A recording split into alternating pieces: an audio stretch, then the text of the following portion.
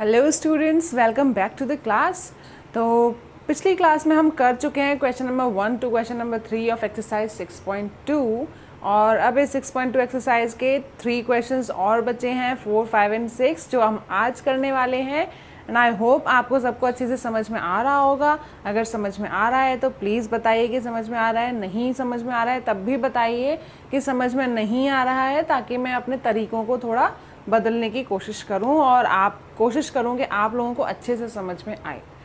तो बिना ज़्यादा बातें करे हुए हम अपना क्वेश्चन नंबर 4 स्टार्ट कर लेते हैं। देखिए क्वेश्चन नंबर 4 में आपको इस तरह का फिगर गिवन है जिसमें आपको PQ is parallel to ST दिया हुआ है और इसमें बोला है कि जो एंगल PQR है वो 110 डिग्री है, एंगल RST जो है वो 130 डिग्री है और आपको बोला है कि एंगल QRS फाइंड आउट करना है। एंगल QRS मतलब जो ये वाला एंगल बनेगा ये आपको फाइंड आउट करना है। तो अब ये कैसे निकालें, किस तरह से इसका ना तो कोई ट्रायंगल बन रहा है ना कोई दो ऐसी पैरेलल लाइन बन रही हैं कि कुछ कुछ भी पैरेलल लाइन वाली प्रॉपर्टी यूज़ कर सके, तो क्या करें। देखिए वैसे तो घबराने की कोई ज़रूरत नहीं, क्योंकि क्वेश्चन में आपको पहले से ही लिख कर दे दिया है कि आपको क्या करना चाहिए। आपको कंस्ट्रक्शन करना पड़ेगा। ये NCERT में वो तो आपकी प्रैक्टिस के लिए है तो हिंट दे दी, लेकिन अगर आपने ज़्यादा प्रैक्टिस की होगी क्वेश्चंस की तो आपको अपने आप ही पता होगा कि किस क्वेश्चन में क्या करना है। फिर हिंट हो या ना हो उससे आपको फ़र्क ही नहीं पड़ेगा। तो ये बुक में जो है वो प्रैक्टिस के लिए है, इसलिए वहाँ पर हिंट है, पर एग्ज़ाम पेपर में हिंट नहीं होती है। ठीक है, वो आपको खुद ही सोचकर करना होता है। तो उसके लिए क्या करना पड़ता है, बच्चे सोचेंगे कि अच्छा ये बुक में है, पता चल गया हिंट दी हुई है तो हमने कर लिया। एग्ज़ाम पेपर में आएगा तो कैसे करेंगे, हमें तो पता ही नहीं होगा। पता तब नहीं होगा जब आपने प्रैक्टिस नहीं की होगी। अगर आपने काफ़ी सारी प्रैक्टिस की होगी, अलग अलग बुक्स के अलग अलग क्वेश्चंस किए होंगे, तो आपको बिल्कुल भी हिंट की ज़रूरत होगी ही नहीं। ठीक है, तो प्रैक्टिस करिए ज़्यादा से ज़्यादा, ताकि आप हर क्वेश्चन को देखते ही समझ सकें कि इस क्वेश्चन में क्या होना चाहिए। तो जो बुक में हिंट दी हुई है ना, उसको यूज़ करते हुए देखिए बुक में हिंट दी है कि जो पॉइंट R है उससे होते हुए एक लाइन बना लीजिए जो ST के पैरेलल में बन जाए। ठीक है, तो आपको बोल दिया है, मतलब कंस्ट्रक्शन में ही हिंट में ये पता चल गया कि ST के पैरेलल में ही हम R से होते हुए एक लाइन बनाएंगे। ऐसा करते हैं, इस लाइन का एक नाम भी रख लेते हैं क्योंकि ज़रूरत पड़ेगी एंगल्स के नाम बताने में। तो मान लेते हैं इस लाइन का नाम है A और यहाँ पर हो गया B।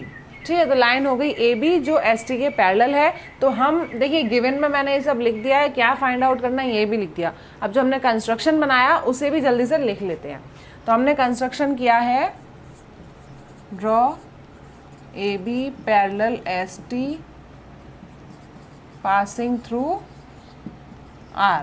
आपने जो बनाई है लाइन वो किसी पॉइंट से होती हुई अगर जा रही है तो ये भी आपको बताना है। ठीक है, ये हो गया आपका कंस्ट्रक्शन। अब हमें सोल्यूशन स्टार्ट करना है। तो देखिए हम कैसे, हमने कंस्ट्रक्शन किया ही क्यों है, क्या ज़रूरत थी कंस्ट्रक्शन करने की। ऐसे आप अगर सोच सकते हैं कि इस तरह से भी निकल सकता है तो सोचिए। देखिए जब हम एंगल 110 को देखेंगे और वो PQ इस तरह से आ रहा है, क्योंकि हमें R के ऊपर जो बन रहा है एंगल वो निकालना ही है, तो इस साइड तो आना ही पड़ेगा। ठीक है, इस साइड जब आएंगे तो आप देख रहे हैं कि इस तरह से आ रहा है। अगर यहाँ कोई लाइन होती तो ये एंगल इस तरह से बनकर ऑल्टरनेट इंटीरियर एंगल से इतना एंगल पूरा आ जाता, इसीलिए हमें इस पैरेलल लाइन की ज़रूरत पड़ी। लेकिन अगर हम R से सिर्फ उसी साइड पैरेलल लाइन लेके जाते, इस साइड ना बनाते, तो आप सोचिए कि सिर्फ ये पूरा का पूरा एंगल 110 आ जाता। लेकिन हमें तो सिर्फ इतना वाला चाहिए ना, कि हमने इसे इधर भी बनाया ताकि जब आप ST से होते हुए इस तरह से इसको लेकर जाएंगे तो ये वाला एंगल भी आपको मिल जाएगा। तो देख लेते हैं। अब हम पहले तो हम ये बता देते हैं, देखिए जो हमने AB को ST के पैरेलल हमने कंस्ट्रक्ट किया है, तो AB जो है वो PQ के भी पैरेलल हो जाएगी, क्योंकि एक लाइन अगर दो अलग अलग लाइंस के पैरेलल है तो वो दोनों लाइंस भी आपस में पैरेलल हो जाती हैं। तो हम ये सबसे पहले यही लिख देंगे कि PQ is parallel to ST parallel to AB। ठीक है, आप यहाँ पर लिख देंगे lines parallel to same line के पैरेलल हैं, इसीलिए वो आपस में भी पैरेलल हो गई। देखिए इस क्वेश्चन को करने के बहुत तरीके हैं। एक तरीका तो ये भी हो सकता है कि आपने देखिए जो PQ पैरेलल है RPQ, ठीक है, तो इस तरह से अगर आप यहाँ पर ये देखते हैं तो यहाँ पे ये जिगजैग बनेगा और जिगजैग बनेगा, यानी कि ये दोनों एंगल हो गए ऑल्टरनेट इंटीरियर एंगल। तो ये 110 है तो ये भी 110 हो जाएगा, और अगर इतना पार्ट 110 है तो लीनियर पेयर से ये पार्ट हो जाएगा 70 डिग्री। क्लियर, या तो लीनियर पेयर से निकाल लीजिए या फिर angles on the same side से भी निकाल सकते हैं, वो 70 ही आएगा। अब ये इतना पार्ट 70 है, ये पूरा तो 110 है ही, और जब आप इस साइड से देखेंगे ये वाली ST जो है और इस तरह से लेकर आएंगे तो ये पूरा एंगल ऑल्टरनेट इंटीरियर एंगल्स हो जाएगा 130 डिग्री। अब देखिए पूरा का पूरा एंगल 130 है, इतना एंगल 70 है, तो आप इतना बता सकते हैं कि कितना होगा। तो एक तो ये तरीका है ऐसे करने का। एक दूसरा तरीका भी है, वो ये है कि आप पहले ही यहाँ पर देख लेंगे कि जो ये angles on the same side of transversal है तो ये 110 है तो ये 70 कर लेंगे, और इस साइड वाले में फिर आप कर लेंगे कि ये 130 है तो इस साइड वाला angle on the same side कितना हो जाएगा, 50 हो जाएगा। तो इधर 50 है, इधर 70 है, पूरी स्ट्रेट लाइन है, एक पार्ट 70 एक पार्ट 50 और एक पार्ट बचा, तो इन दोनों को ऐड करके 180 से माइनस करके वैसे भी निकाल सकते हैं। तो दो तरीके तो मैंने आपको बता दिए, इससे भी ज़्यादा तरीके अगर आपको पता है तो प्लीज़ मुझे कमेंट करके बताइए कि इन दो तरीकों के अलावा भी इस क्वेश्चन को कैसे सॉल्व कर सकते हैं। तो देखिए ऐसा करते हैं हम ना, इन दोनों तरीके से इस क्वेश्चन को सॉल्व करके देख लेते हैं, ताकि आपको समझ में आ जाए कि एक क्वेश्चन को अलग अलग तरीक़ों से भी किया जा सकता है और दोनों ही तरीके बिल्कुल ठीक है। तो सबसे पहले हम तरीका यही वाला यूज़ कर लेते हैं, angles on the same side of transversal वाला यूज़ करके। तो देखिए जो आपको पता है कि जो ये PQ है वो अब AB के भी पैरेलल है और जो PQ है वो ST के भी पैरेलल है। तो एंगल PQR और एंगल QRA जो हो जाएंगे, angles on the same side हो जाएंगे। तो ये 70 डिग्री देखिए तो मैंने अभी लिख दिया, ये हमें वैसे पता नहीं है, हम अभी फाइंड आउट करेंगे। तो आप लिख सकते हैं कि angle PQR plus angle QRA is equal to 180 degree, और यहाँ पर लिख सकते हैं आप को इंटीरियर एंगल्स। ठीक है, जो एंगल्स पैरेलल ट्रांसवर्सल के सेम साइड में होते हैं उनको प्लस करके हमेशा 180 डिग्री ही आता है। और इसी तरह से आप उस साइड में भी लिख सकते हैं कि angle RST plus angle SRB is equal to 180 degree. तो पहले हम एंगल QRA निकाल लेते हैं। यहाँ पर एंगल QRA जो निकलेगा वो निकलेगा 180 डिग्री में से 110 को माइनस करके, यानी कि आ जाएगा 70 डिग्री, जो हमने यहाँ पर अभी लिखा था। ठीक है, अब दूसरा वाला निकाल लेते हैं, angle RST plus angle SRB is equal to 180 degree हो जाएगा। ये भी को इंटीरियर एंगल्स ही हैं भाई।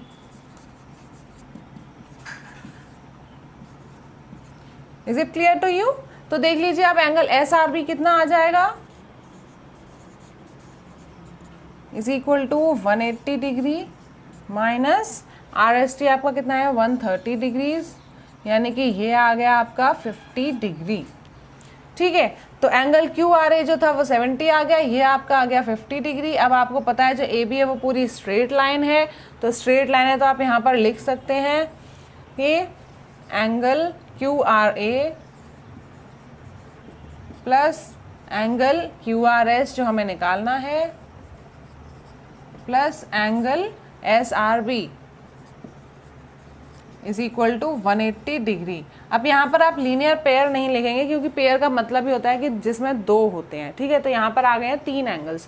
देखिए ये AB लाइन है, इसके ऊपर एक ये एंगल बन रहा है, एक ये एंगल बन रहा है और एक ये एंगल बन रहा है, तो 3 एंगल बन रहे हैं। तो हम यहाँ पर लिख देंगे angles on a straight line. इसका मतलब यही है कि जो एंगल्स स्ट्रेट लाइन के ऊपर होते हैं उनका सम 180 ही होता है, angles on a straight line. ये हो गया आपका। अब देखिए जो QRA आपका आया, QRA ये आया है आपका 70 डिग्री प्लस QRS हमें निकालना है, प्लस आपका जो SRB है वो आपका 50 डिग्री है, इज इक्वल टू 180 डिग्री आपको करना है। अब देखिए एंगल QRS निकालने के लिए हम क्या करेंगे, 70 और 50 को इधर तो ऐड कर लेंगे और वहाँ पर ले जाके माइनस कर देंगे।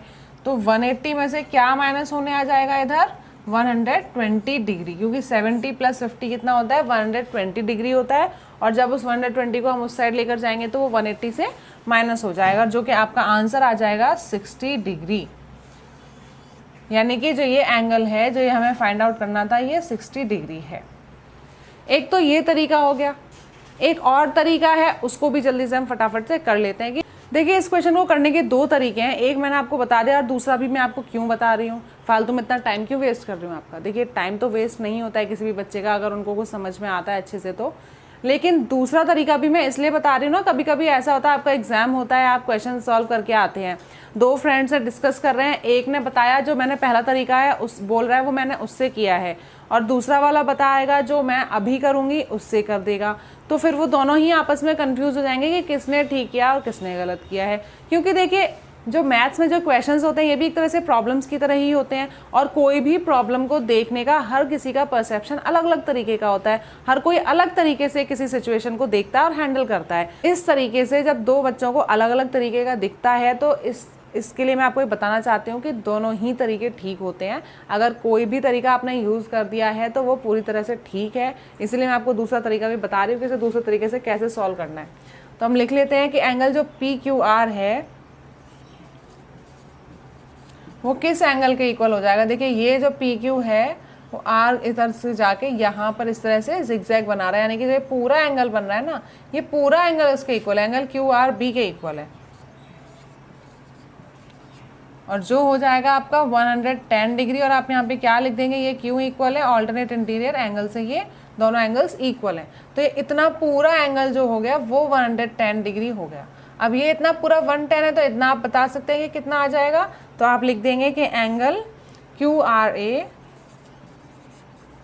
Is equal to 180 degree minus angle QRB is equal to 180 degree minus 110 degree is equal to 70 degree. और आप ब्रैकेट में क्या लिख देंगे, लीनियर पेयर, क्योंकि आपने लीनियर पेयर प्रॉपर्टी जो है वो यूज़ कर ली कि जो स्ट्रेट लाइन है इसमें इतना पार्ट अगर एंगल का 110 है तो इतना 70 हो जाएगा। ये आपने यहाँ पर ये 70 निकाल लिया, ठीक है। इसके बाद आप देख लेंगे कि अगर हम इस साइड वाले ST को लेते हैं और ST के साथ में SR को ट्रांसवर्सल मानकर RA के साइड जो लाइन जा रही है, तो अब की बार जो ये वाला एंगल पूरा बनेगा ये एंगल RST के इक्वल हो जाएगा, ये भी 130 डिग्री हो जाएगा। तो हम ये भी लिख लेते हैं कि angle RST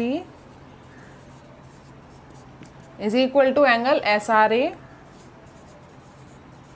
is equal to 130 degree. और यहाँ पर भी आप लिख देंगे ऑल्टरनेट इंटीरियर एंगल्स, ठीक है। तो अब ये जो पूरा का पूरा एंगल है ये आपका आ गया 130 और इतना एंगल है आपका 70। आपको निकालना है ये वाला, हो गया ना इजी, एकदम से आप यहाँ पर लिख देंगे बस जो आपको करना है। तो यहाँ पे आप लिख देंगे कि एंगल SRA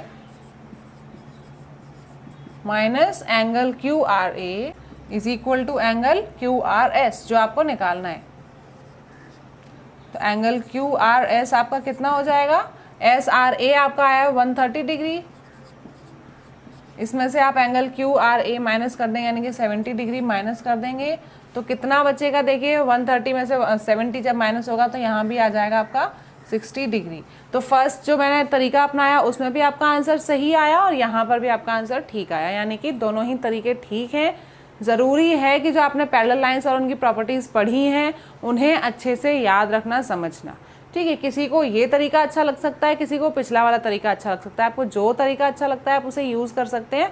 लेकिन ज़रूरी है कि जो कुछ भी आप यूज़ कर रहे हैं उसमें सारे रीजंस प्रॉपर दें और अच्छे से उसको सॉल्व करें ताकि आपको अच्छे से समझ में आए और आपके टीचर को भी समझ में आए कि आपने किया क्या है। तो यहाँ तक क्लियर हो गया। एक ही क्वेश्चन के दो तरीके थे, मैंने दोनों आपको बता दिए। अब चलते हैं अपने नेक्स्ट क्वेश्चन। देखिए क्वेश्चन नंबर 5 है। इस क्वेश्चन नंबर 5 में ये फिगर गिवन है, आपको गिवन है कि जो AB है वो CD के पैरेलल है और इस तरह से इन पैरेलल लाइंस में दो ट्रांसवर्सल बनकर एक ट्राइंगल PQR जो है बनकर आपको दिख रहा है, ठीक है। यहाँ पर आपको एंगल दिया हुआ है, एंगल APQ है जो 50 डिग्री है और जो एंगल PRD है वो 127 डिग्री है। X और Y दो एंगल्स दिए हुए हैं जो आपको फाइंड आउट करने हैं। अब कैसे करेंगे, काफ़ी बच्चों को तो देखते ही समझ में आ गया होगा कि ये बहुत इजी है, हम इसे अच्छे से कर सकते हैं, पर जिनको समझ नहीं आया उनको मैं बता देती हूँ कि देखिए सबसे पहले अगर हम इस Y एंगल को निकाल लें, अब ये Y एंगल कैसे निकालेंगे आप सोचेंगे, तो जब भी लाइंस पैरेलल दी हुई हैं तो ट्रांसवर्सल के साथ में जो एंगल्स का रिलेशन बनते हैं उन्हें जल्दी से हमें ढूंढना होता है। तो देखिए यहाँ पर एक एंगल 50 दिया हुआ है और ये एंगल 127 है, यही एक एंगल है जो पूरा का पूरा दिया हुआ है, तो हम इसके साथ में ही काम कर सकते हैं। देखिए जब आप AP के साथ में इस तरह से ये ट्रांसवर्सल लेकर और ऐसे आगे जाएंगे तो आपको ये क्या बनता हुआ दिख रहा है, ये और ये पूरा का पूरा ये आपका बन गया ऑल्टरनेट इंटीरियर एंगल्स। ठीक है, मतलब इतना पूरा एंगल APR जो होगा वो एंगल PRD के इक्वल होगा, है ना। और उसमें से आधा 50 डिग्री तो आपको दिया ही हुआ है, एक पार्ट जो बचा Y वो आपको निकालना है। कोई प्रॉब्लम बिल्कुल भी नहीं, एकदम इजीली हो जाएगा। चलिए जल्दी से कर लेते हैं। तो आप लिख देंगे कि angle APR is equal to angle PRD is equal to 127 degree, और आप ब्रैकेट में क्या लिख देंगे यहाँ पर, that alternate interior angles, these are alternate interior angles, that is why they are equal. Now at the place of angle APR की जगह में आप क्या लिख सकते हैं, APQ plus QPR, angle APQ plus angle QPR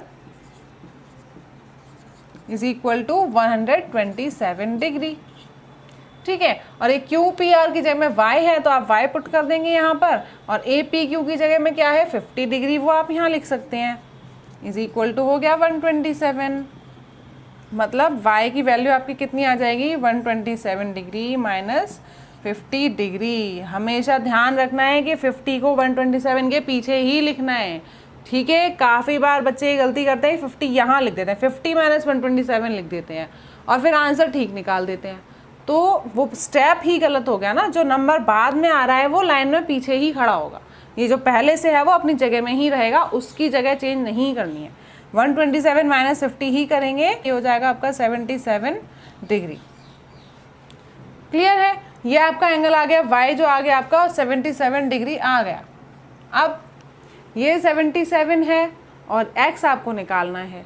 अब क्या करेंगे, आप कुछ स्टूडेंट सोच सकते हैं, अब कुछ और अलग तरीके सोचेंगे पैरेलल लाइंस के, या फिर हाँ एक और तरीका सोच सकते हैं, बहुत सारे तरीके हैं सोचने के, लेकिन एक बहुत अच्छा तरीका है और सबसे बड़ी बात यह है कि वो फिर से पिछली क्लास का यानी कि क्लास 7 का तरीका है। क्लास 7 के इतने ज़्यादा कॉन्सेप्ट्स क्लास 9 में आ रहे हैं कि आप लोग परेशान हो गए होंगे कि आप हर क्वेश्चन में क्लास 7 का नाम ही ले देती हैं। अब क्या करें भाई, हर क्लास का कॉन्सेप्ट जो है वो एक दूसरे से इंटर रिलेटेड होता है, तभी तो बोला जाता है ना कि जिस क्लास में अच्छे से पढ़ लो, क्योंकि वो नेक्स्ट क्लास में काम आने वाला है। एक तरीका है जो यूज़ हो सकता है, वो क्या होगा देख लीजिए आप। ये जो ट्राइंगल PQR बन रहा है, ये ट्राइंगल है PQR,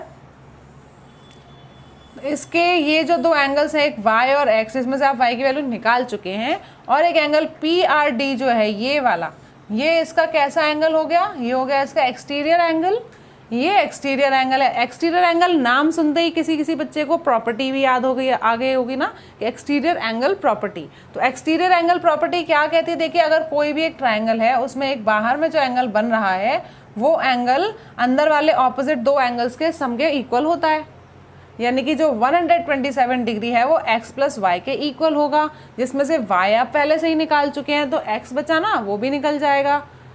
समझ में आ गया कि हम क्या करने वाले हैं, हम यूज़ करने वाले हैं एक्सटीरियर एंगल प्रॉपर्टी।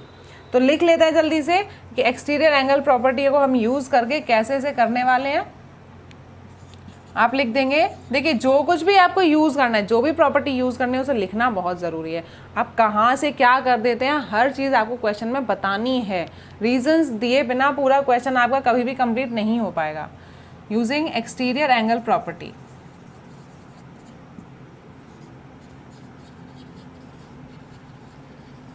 तो ये प्रॉपर्टी आपसे कहती है कि angle PRD is equal to x plus y. ठीक है, जो एंगल PRD आएगा वो x और y के इक्वल सम के इक्वल में ही आएगा, क्योंकि जो एक्सटीरियर एंगल होता है वो अंदर के ऑपोजिट, देखिए जो ये एंगल है ना, इसके साथ वाला एंगल नहीं लेना है, उसके ऑपोजिट वाले, मतलब उसके साथ जो है उसे छोड़ के जो बचे दो एंगल्स, ट्राइंगल में तो 3 ही एंगल होते हैं, एक एंगल के साथ तो वो लीनियर पेयर ही बना रहा है, उसको नहीं देखना है। उसके अलावा जो दो बचे एंगल है, उस एंगल के सामने वाली साइड पर जो दो एंगल हैं उनका सम होता है उस बाहर वाले एंगल के सम के बाहर वाले एंगल के बराबर। तो आप लिख देंगे, देखिए y की वैल्यू हम निकाल चुके हैं, एंगल PRD भी हमें पता है, हम x की वैल्यू हम फाइंड आउट करने वाले हैं, तो x इज इक्वल टू हम कर देंगे एंगल PRD माइनस y, जहाँ पर एंगल PRD जो आपका 127 डिग्री है और जो y है आपका वो कितना है 77 डिग्री है। अब 127 में से 77 माइनस किया तो आपका फिर से 50 डिग्री आ गया। अब आप कहेंगे ये लो मैम, आप यहाँ से इतनी ज़्यादा प्रॉपर्टीज़ हमें बता रही थी और हम तो यहाँ पर क्या कर सकते थे, वेरी गुड, आप यहाँ पर देखिए ये z दिख रहा है और ऐसे करके भी 50 और x को इक्वल प्रूव कर सकते थे ऑल्टरनेट इंटीरियर एंगल से। देखिए किसी भी क्वेश्चन को करने के बहुत सारे तरीके होते हैं, आपको पुरानी क्लास की प्रॉपर्टी यूज़ करनी है आप वो करिए, आपको प्रॉपर्टी याद नहीं आ रही है छोड़ो मैम, इतनी सारी प्रॉपर्टी आप बताती रहती हो, हमें तो ये दिख रहा है हम तो यही कर देंगे, आप वो कर दो, आपकी मर्ज़ी, आपको जो करना है करिए। इस तरह से आप लेकर कर सकते थे या फिर आप पहले ही x और 50 को इस तरह से लेकर यहाँ पर यूज़ कर सकते थे और इसको सॉल्व कर सकते थे। एक और तरीका आपको इसमें दिख सकता है कि देखिए जो 127 डिग्री है इसके साथ में आप ये वाला एंगल निकाल लेंगे यूजिंग लीनियर पेयर, फिर ये एंगल आ जाएगा, ये एंगल आप निकाल चुके हैं तो 180 से एंगल सम प्रॉपर्टी यूज़ करके 180 से माइनस करके फिर से x आ जाएगा। तो देखिए एक ही क्वेश्चन को करने के बहुत सारे तरीके हैं, आपकी मर्जी है कि आपको कौन सा तरीका यूज़ करना है, आपको कौन सा याद रहता है, आपको कौन सा ज़्यादा समझ में आ रहा है। ठीक है, तो ये हो गया यहाँ तक आपका क्वेश्चन नंबर 5। तो देख लेते हैं अपना क्वेश्चन नंबर 6। देखिए ये क्वेश्चन बहुत ज़्यादा इंपॉर्टेंट क्वेश्चन है क्योंकि इसमें ना एक कुछ ऐसी चीज़ यूज़ होने वाली है जो मैथ्स की नहीं है, जो दूसरे सब्जेक्ट की है। जी हाँ, जैसे कि आपको दिख ही रहा होगा कि PQ और जो RS हैं वो आपको बताया कि मिरर्स हैं जो पैरेलली रखे हुए हैं, यानी कि PQ जो है RS के पैरेलल है आपको गिवन है, वो हमने लिख लिया, और PQ और जो RS हैं वो मिरर्स हैं ये भी लिख लिया। यहाँ पर जो एक रे जा रही है AB वो इस तरह से इस मिरर PQ पर रिफ्लेक्ट होकर BC तक जाके फिर RS मिरर पर रिफ्लेक्ट होकर CD लाइन इस तरह से रे बनकर वो बाहर निकल रही है। आपको प्रूव करना है कि जो AB रे है और जो CD रे है वो पैरेलल है, मतलब अगर दोनों मिरर्स पैरेलल रखे हैं और एक रे अगर एक मिरर पर रिफ्लेक्ट कराई जाए जो दूसरे से रिफ्लेक्ट होकर बाहर निकले तो वो दोनों रे जो अंदर जा रही है और जो बाहर निकल रही है वो दोनों पैरेलल होंगी, ये प्रूव करना है। कोई भी दो लाइंस को पैरेलल प्रूव करने के लिए हम जानते हैं कि अगर हम इतना एंगल और इतना एंगल इक्वल प्रूव कर दें, यानी कि ऑल्टरनेट इंटीरियर एंगल्स को इक्वल प्रूव कर दें, तो ये दोनों रेज जो हैं वो पैरेलल प्रूव हो जाएंगी। पर इन दोनों एंगल्स को इक्वल प्रूव करें कैसे, तो आपने फिजिक्स में पढ़ा होगा law of reflection. Law of reflection क्या कहता है कि जो एंगल ऑफ इंसिडेंस होता है वो एंगल ऑफ रिफ्लेक्शन के इक्वल होता है, मतलब जो ये रे जा रही है वो रे ऑफ इंसिडेंस है, ठीक है, और यहाँ से जब वो रिफ्लेक्ट होकर वापस जाएगी तो ये जो एंगल होगा इसके इक्वल होगा। देखिए जो ये मैंने ये बनाई ना, ये इमेजिनरी लाइन होती है जो मिरर्स में जब एंगल्स हम रिफ्लेक्ट कराते हैं तो उसमें भी हम पढ़ते हैं, तो वो जो होती है वो हमेशा मिरर के परपेंडिकुलर होती है। तो वही हम कंस्ट्रक्शन में अपना लिख लेते हैं कि draw BL perpendicular to PQ and CM perpendicular to RS। ठीक है, इतनी चीज़ हमने लिख ली, अपना कंस्ट्रक्शन कर लिया कि ये हमने परपेंडिकुलर बनाए हैं। वैसे भी परपेंडिकुलर लाइन ही होती है, जो इमेजिनरी लाइन होती है ये एक्चुअल में नहीं होती है जब रे रिफ्लेक्ट होती है, लेकिन हम इमेजिनरी लाइन मानकर चलते हैं और वहाँ पर आपने पढ़ा है कि angle of incidence is equal to angle of reflection. तो हम यहाँ पर ये भी दे देंगे भाई कि जो हमने ये जो लॉ हम यूज़ कर रहे हैं लॉ ऑफ रिफ्लेक्शन वो भी हमें बताना पड़ेगा।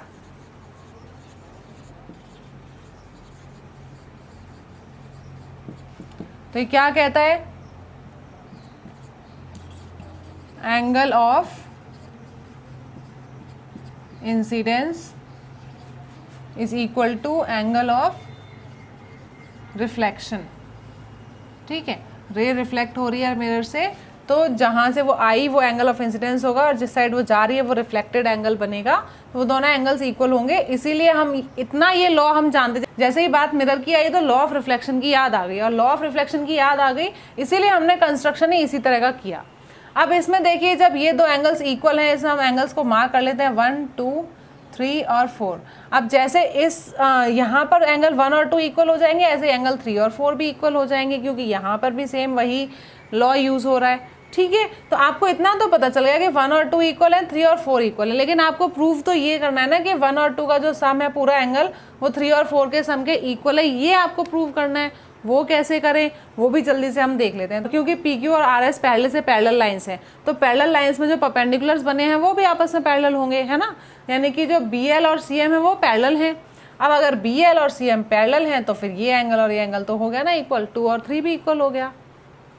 दिख गया ना, आसान एकदम। अब आप सोच रहे होंगे हाँ अब तो 2 और 3 इक्वल हो गए और 3 और 4 भी आपस में इक्वल है, तो 2 और 4 भी इक्वल हो गए, 2 और 1 भी इक्वल है, तो इनका सम भी आपस में इक्वल हो जाएगा और जब ये इक्वल हो जाएंगे तो लाइन्स जो हैं पैरेलल प्रूव हो जाएंगी। दिख रहा है ना, अब इजी हो गया ना सब कुछ। एक बार चीज़ को समझ, देखिए ये क्वेश्चन बहुत इंपॉर्टेंट है, ये एग्जाम्स में भी काफ़ी बार आ चुका है, इसको अच्छे से समझ लीजिए, अच्छे से एकदम। सबसे ज़्यादा ज़रूरी है इसमें जो लॉ ऑफ रिफ्लेक्शन यूज़ हुआ है, ठीक है, दूसरे सब्जेक्ट से लॉ आ गया। अभी तक आप मैथ्स से ही पढ़ रहे थे कि मैथ्स की पिछली क्लासेस के कॉन्सेप्ट्स यूज़ हो रहे थे, अब देख लीजिए दूसरे सब्जेक्ट का कॉन्सेप्ट भी यूज़ हो रहा है। तो इसीलिए आपको हर चीज़ अच्छे से पढ़ने की, क्योंकि सब एक दूसरे से रिलेट होकर कहीं से भी कुछ भी आपको यूज़ करना पड़ सकता है। आप ये नहीं सोचना है कि अरे मैथ्स है इसमें फिजिक्स का कॉन्सेप्ट क्यों यूज़ करें, कुछ और ही करना होगा, ऐसा नहीं है। जो अगर मिरर्स दिए हैं वो दिए ही इसलिए हैं, मिरर्स का क्वेश्चन आ गया ना मतलब लॉ ऑफ रिफ्लेक्शन आ जाएगा, ठीक है। तो चलिए फिर स्टार्ट कर लेते हैं अपना। यहाँ पर हम लिख देंगे कि जो एंगल 1 और एंगल 2 है, इस वजह से एंगल ऑफ इंसिडेंस की वजह से angle 1 is equal to angle 2 और एंगल 3 जो है वो एंगल 4 के इक्वल है। ये चीज़ आपको पता चल गई, ठीक है। अब हम जानते हैं as P Q is parallel to R S and B L and C M are perpendiculars,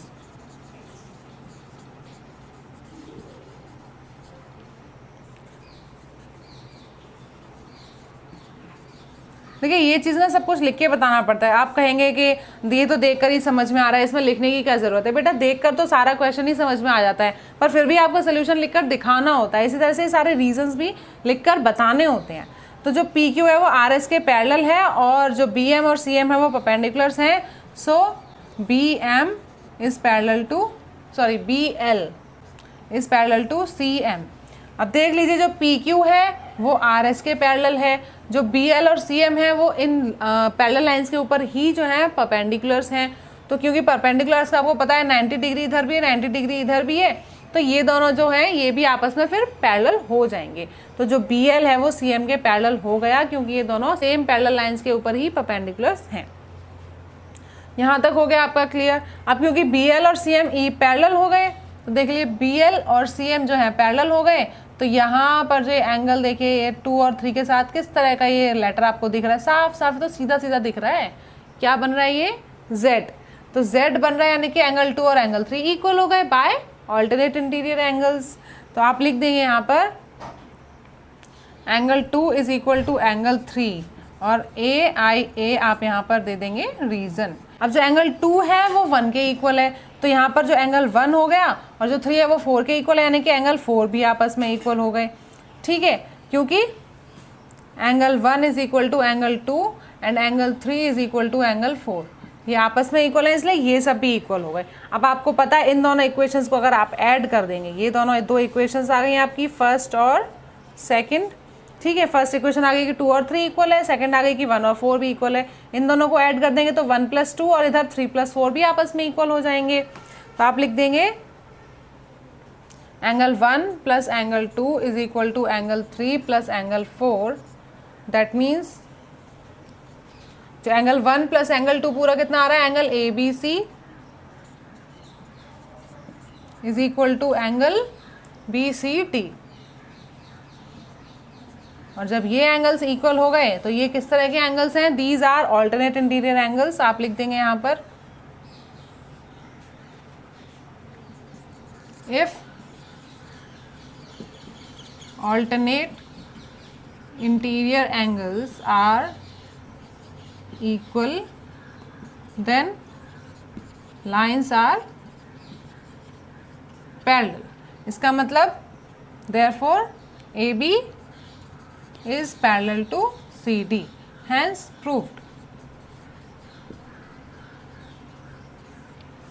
देखिए इस क्वेश्चन में है कुछ भी नहीं करने के लिए, लेकिन लिखने के लिए इतना ज़्यादा हो गया, वो इसीलिए क्योंकि आपको सारे रीज़न दे देकर ही सब कुछ लिखना है। अगर आपको नहीं अभी भी समझ में आया प्लीज़ मुझे कमेंट करके बताइए कि मैम एक बार और समझा दीजिए, हमें एग्जैक्टली अच्छे से इसमें सब समझ में नहीं आ रहा है। वैसे तो अगर आप इस क्लास को ही 2-3 बार प्ले करके देखेंगे तो आपको अच्छे से समझ में आ जाएगा कि क्या इसमें करना है। तो यहाँ तक आपको क्लियर हो गया। यहाँ पर आपकी हो गई एक्सरसाइज 6.2 कंप्लीट।